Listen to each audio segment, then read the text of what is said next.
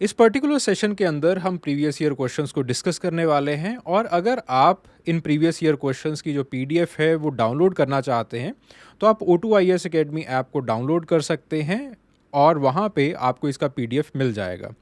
मैं step by step आपको guide कर देता हूँ that how you can download those PDFs. So जब आप O2IAS Academy ऐप डाउनलोड करेंगे, this is the interface of the app. वहाँ पे आपको स्टोर सेक्शन के अंदर जाना है। स्टोर सेक्शन में आपको बेसिकली ये कोर्स मिलेगा, anthropology answer writing UPSC mains 2024 course. इस कोर्स के ऊपर आपको क्लिक करना है। वहाँ पे आपको कंटेंट सेक्शन के अंदर जाना है। You will be opening the overview section. यहाँ से भी आप जो फ्री रिसोर्स है वो डाउनलोड करना चाहते हैं, बट कंटेंट सेक्शन के अंदर जाइएगा। कंटेंट सेक्शन में आपको फ्री रिसोर्स ये फोल्डर जो है वो मिल जाएगा। जो भी यहाँ पे पढ़ाया जाता है उसका जो पीडीएफ है that is freely available hair. ठीक है, तो वहाँ पे आप जाके फ्री रिसोर्स सेक्शन के अंदर आप इस फाइल को जो है वो डाउनलोड कर सकते हैं। And in addition to that यहाँ पे आपको जो वर्कशीट्स हैं वो भी प्रोवाइड की जाती हैं।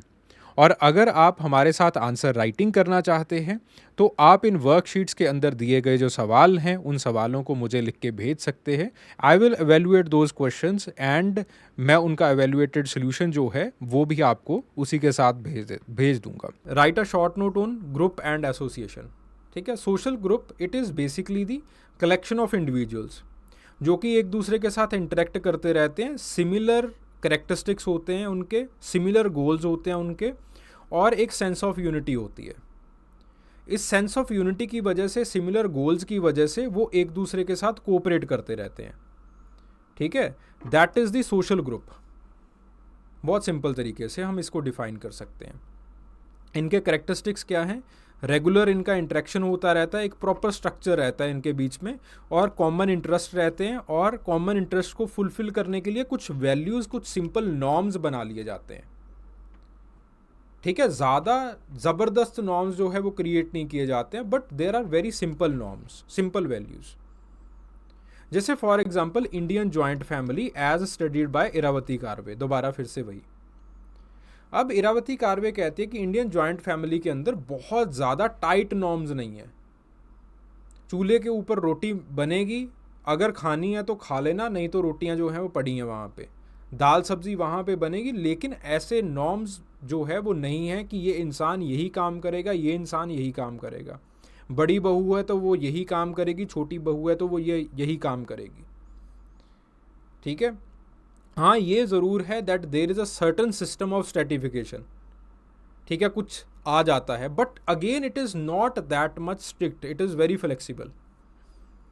ठीक है, roles are again very festive. बहुएं ये काम करेंगी, इतना सा रोल होगा, कौन सा काम कर रही है वो अपने ऊपर है उसका। ठीक है, the values norms they are not that strict as we see in the institution. जो न्यूक्लियर फैमिली होती है, मॉडर्न न्यूक्लियर फैमिली है, उसके अंदर जितना स्ट्रिक्ट होता है वैसा नहीं है। कॉमन इंटरेस्ट हैं सबके। लैंड रिसोर्स को मैनेज करना है, एक छत मिल रही है सबको रहने के लिए।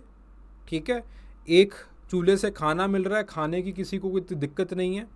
सब एक एंसेस्टर से जन्मे हुए लोग हैं, जिसकी वजह से they have a sense of unity, they have a feeling of unity. ठीक है, उसी बीच में एक स्ट्रक्चर रहता है। The structure is very simple again, on the basis of age, और नॉर्म्स भी on the basis of age होंगे कि दादाजी को जी करके बुलाना है। ठीक है, आप बदतमीजी नहीं करोगे उनके साथ। ठीक है, इनका जो है वो इनके साथ प्यार से रहना। This is very simple structure, ऐसा रहेगा। और रेगुलर लोगों का इंटरेक्शन होता रहेगा। रेगुलर तो होगा ही because there are common interest. बाकी सबके पास अपना अपना कमरा है, कमरे के अंदर जो मर्जी करो, लड़ाई झगड़ा जो मर्जी चले, कोई किसी को कोई ज़्यादा लेना देना नहीं है। हाँ, इधर उधर बातें ज़रूर होंगी। ठीक है, आपस में लड़ाई झगड़ा भी होगा। तो Indian joint family system according to Irawati Karve it's a social group. ठीक है, इसके एग्जाम्पल्स होते हैं प्राइमरी एंड सेकेंडरी ग्रुप। ठीक है, कूले ने इस चीज़ को जो है वो डिवाइड किया into primary group and secondary group.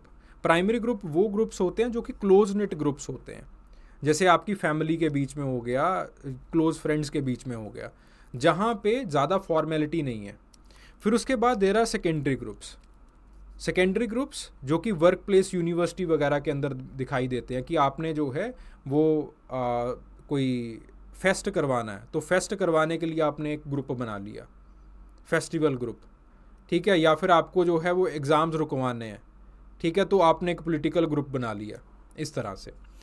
इसके एंथ्रोपोलॉजिकल पर्सपेक्टिव्स दो लोगों ने दिए हैं, Emile Durkheim and G.H. Mead. Emile Durkheim का बेसिकली मानना है कि आप अगर सोशल ऑर्डर को बना के रखना चाहते हो, लोगों में सॉलिडारिटी बना के रखना चाहते हो, तो ग्रुप्स की बहुत बड़ी अहमियत है। लोग कॉमन इंटरेस्ट के ऊपर मिले जुले, कॉमन इंटरेस्ट के ऊपर एक दूसरे के साथ काम करें, तो इससे क्या होता है, लोगों का अकेलापन ख़त्म होता है और लोग आपस में मिलते जुलते रहते हैं, जिसकी वजह से सोसाइटी आगे चलती रहती है। Then G.H. मीड जो है वो कहते हैं कि अगेन सेल्फ और आइडेंटिटी बनाने के लिए, सेल्फ आइडेंटिटी और अदर्स की आइडेंटिटी बनाने के लिए ये सोशल ग्रुप्स का होना जो है वो बहुत ज़रूरी है। आप अपने जैसे लोगों को देख के, अपने इंटरेस्ट जैसे लोगों को देख के आप ये निर्धारित करते हो कि मैं कौन हूँ, ठीक है ना। तो आप अपनी आइडेंटिटी कैसे बनाते हो, अपने सोशल ग्रुप से बनाते हो, अपने पीयर ग्रुप से बनाते हो। फिर उसके बाद बात आती है एसोसिएशन की। सोशल ग्रुप ज़्यादा टाइम चल जाए उसको एसोसिएशन बना दिया जाता है सोसाइटी के अंदर। Association it's a formally organised group of people. थोड़ी बहुत फॉर्मेलिटीज़ आ जाती हैं, जैसे फॉर एग्जांपल आपने पॉलिटिकल ग्रुप बनाया था क्योंकि आप एग्ज़ाम्स सर्टन वे के अंदर कंडक्ट करवाना चाहते थे, बट धीरे धीरे लोग जुड़ना स्टार्ट हो गए और वो प्रॉब्लम अभी भी परसिस्ट कर रही है, तो that will become an association. उसका एक हेड होगा, एक सेक्रेटरी बन जाएगा, एक जनरल सेक्रेटरी बन जाएगा, एक CTO बन जाएगा, कुछ ऐसा बन जाएगा। तो इसके करेक्टरिस्टिक्स क्या होते हैं, एक फॉर्मल ऑर्गेनाइजेशन बन जाती है, वॉलंटरी मेंबरशिप होती है, अपने हिसाब से लोग इसके अंदर आते हैं, अपने हिसाब से लोग छोड़ के चले जाते हैं। स्पेसिफिक ऑब्जेक्टिव्स होते हैं, वो ऑब्जेक्टिव्स ज़्यादातर लिखित के अंदर होते हैं, लिखाई में, ठीक है, प्रॉपर कॉन्स्टिट्यूशन बन जाता है उस चीज़ का। फिर उसके बाद जो है आप एक कंटिन्यूस एग्जिस्टेंस होती है, बिकॉज सब कुछ जो है वो अब फॉर्मल हो चुका है, लिखावट में हो चुका है, तो वो कंटिन्यूटी के अंदर एग्जिस्ट करता रहता है। जैसे for example professional associations, NGOs। अब इसके रिगार्डिंग दो लोगों ने काम किया है। सबसे अच्छा काम जो है वो है, सबसे अच्छा मतलब सबसे क्लासिकल जो काम है वो है मैक्स वेबर का। मैक्स वेबर ने ब्यूरोक्रेसी को देखा और ब्यूरोक्रेसी को के जो ये एसोसिएशन के नेचर है उसको दिखाया है कि किस तरह से ये सोसाइटी को रैशनलाइज करने में मदद करता है। What is the rational society? Rational society एक ऐसी सोसाइटी है जिसको अपनी एक्सपेक्टेशंस के बारे में पता है। To put very simple way, rational society is a society कि जिसको अपनी एक्सपेक्टेशंस के बारे में पता है। जैसे फॉर एग्जांपल, सबसे अच्छा एग्जांपल है इसका मैकडोनल्ड का बर्गर। अगर मैं बात करूं तो आपके एक्सपेक्टेशंस बहुत क्लियर होंगे, you can even sense the taste of the burger. और अगर मैं आपको किसी भी सिटी के मैकडोनल्ड के अंदर लेके चले जाऊं तो आपको सिमिलर तरह का बर्गर मिल जाएगा वहाँ पे, बिल्कुल वही टेस्ट। ऐसा किसी ढाबे के साथ नहीं होगा, बिकॉज दैट इज़ इर्रेशनल। तो बेसिकली होता क्या है कि जब आप एसोसिएशन बनाते हो, खास करके एक ब्यूरोक्रेटिक एसोसिएशन बनाते हो, देयर आर प्रॉपर रूल्स कि एक टिक्की और 2 पिकल्स ही होंगे। पिकल्स इसी कंपनी से आएंगे, जो ओनियन है वो 2 सेंटीमीटर ही कटा होगा, इस तरह से, ठीक है। तो इस तरह से वेबर जो है वो समझाते हैं दैट जैसे जैसे सोसाइटी की रैशनलाइजेशन होती रहती है वैसे वैसे ये ब्यूरोक्रेटिक एसोसिएशंस जो है वो मॉडर्न नेचर के बनते रहते हैं, ठीक है। तो पुटनाम का काम है इसके अंदर एक्सप्लोर दैट किस तरह से ये सोशल कैपिटल और ट्रस्ट, कोऑपरेशन और सेंस ऑफ कम्युनिटी जो है वो फॉस्टर करते हैं, ठीक है। अपने आप ट्रस्ट बन गया क्योंकि जो आपने एक्सपेक्ट किया था वो सारी चीज़ें आपको मिल गई।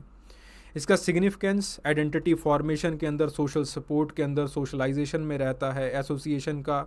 अगर आप कोई चेंज लेके आना चाहते हो, पॉलिसी मेकिंग करना चाहते हो, तो आपको प्रॉपर एसोसिएशंस जो है वो बनाना पड़ती हैं।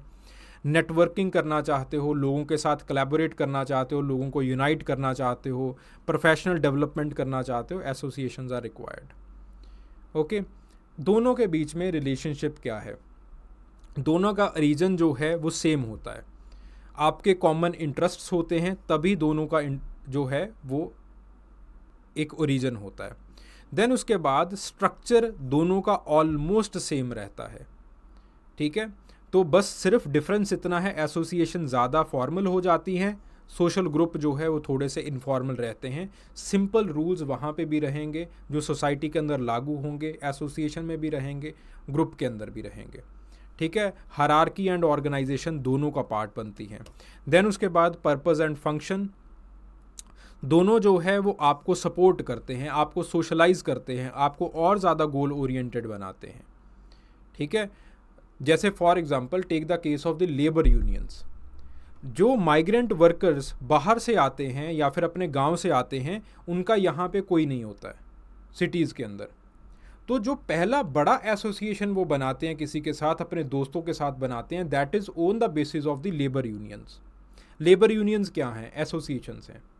फिर उसके बाद अगला जो वो बड़ा एसोसिएशन बनाते हैं, that is with their own neighbours. वो क्या है?